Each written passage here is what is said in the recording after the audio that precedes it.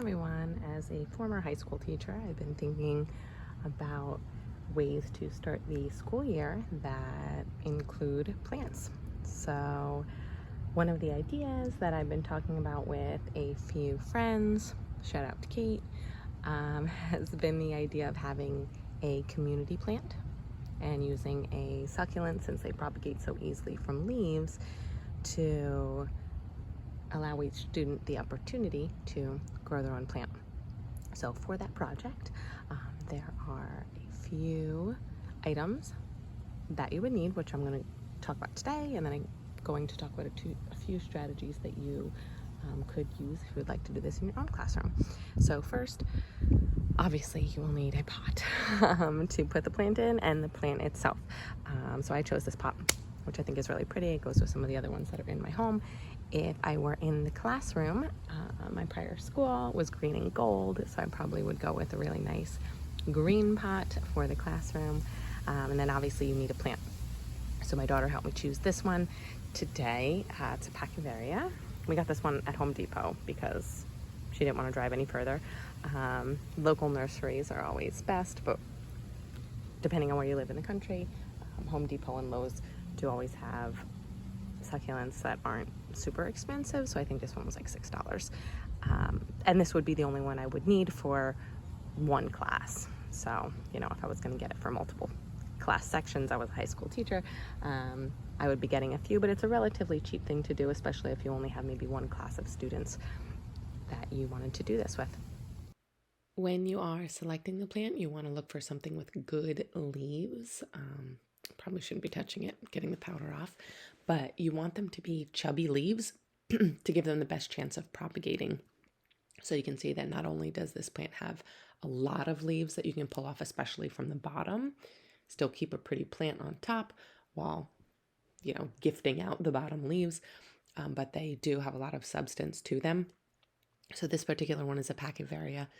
They would work really well. Certain types of sedum also, or graptosedum, maybe some graptopetalum, really anything that has a lot of leaves and also leaves that are chubby. So that's what you'll be looking for because you don't want them to die right away. In terms of the pots, you can really choose any pot you want, obviously, but just make sure that it does have good drainage.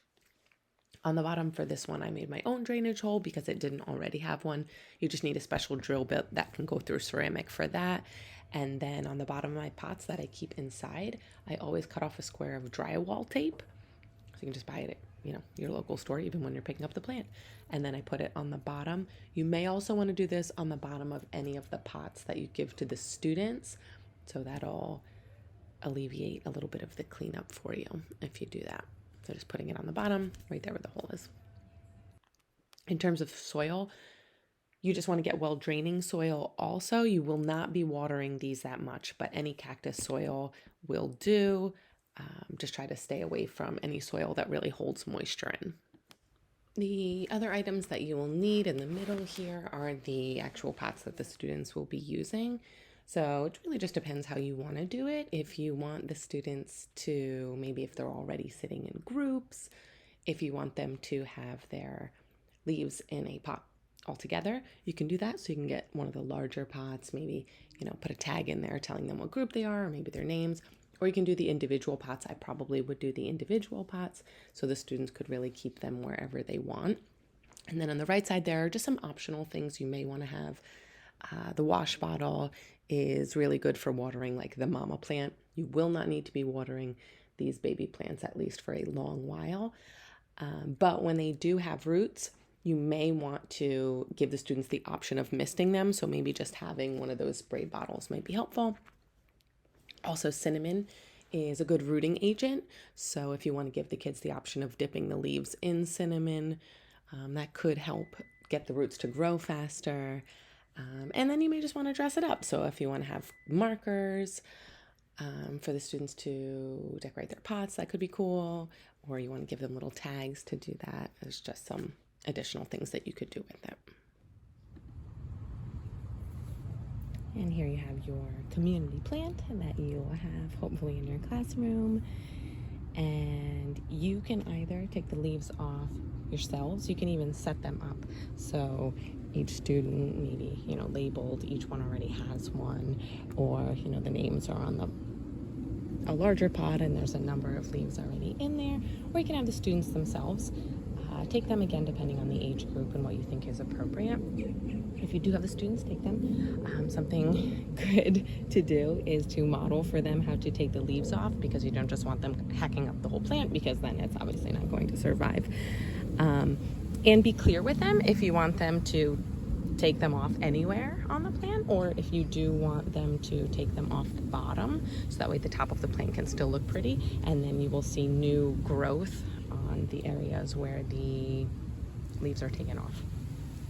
If it were my room, I would probably tell the students to take them from the bottom if possible. So you just want them to grab them, get a good hold on them, and gently twist them.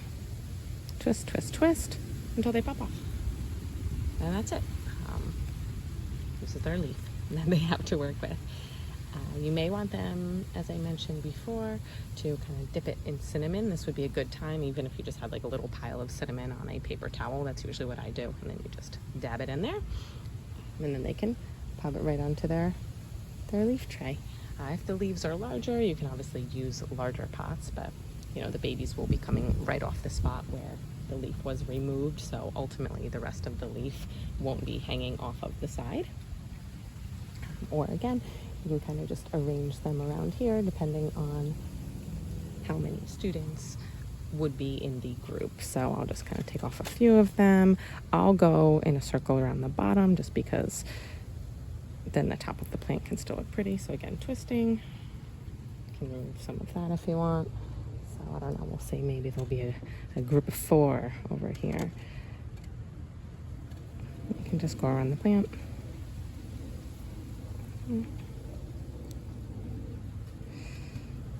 On the bottom will be the largest leaves also. Leaf size doesn't really matter in terms of what will be successful propagation. The kids might think it does, but it doesn't really make a difference. You might just want to do it so that way it still looks nice. So obviously I'm not going to take off every single one here, but in theory I could. You may also want to consider taking all of the leaves off the stem, just so the students can see the new growth that can happen when you take all of the leaves off. I think it might be something symbolic in the classroom, obviously, because you know we're focusing on growth of the students, so that's an option also. So you can just have the students pull off leaves all the way around it, as many, 20, 25, 30, however many students you have in the particular class, and set them up however you think is best. So they can be just like this. Again, if you want a larger pot so the entire leaf is in it to not have to worry about them falling over, that might be a good idea also. But the goal is that you will have a baby plant and the leaf at some point will dry up, shrivel up. You never really need to take it off. You can if you want. It's just for aesthetic reasons, not any necessary reasons, because really the baby plant gets everything that it needs from the leaf, which is why it doesn't need any water or really very much sun or anything else until the leaf is shriveled up. Hopefully that gives you some good ideas for the classroom. If anyone does end up doing this, please let me know in the comments below. I would love to see what you do with it.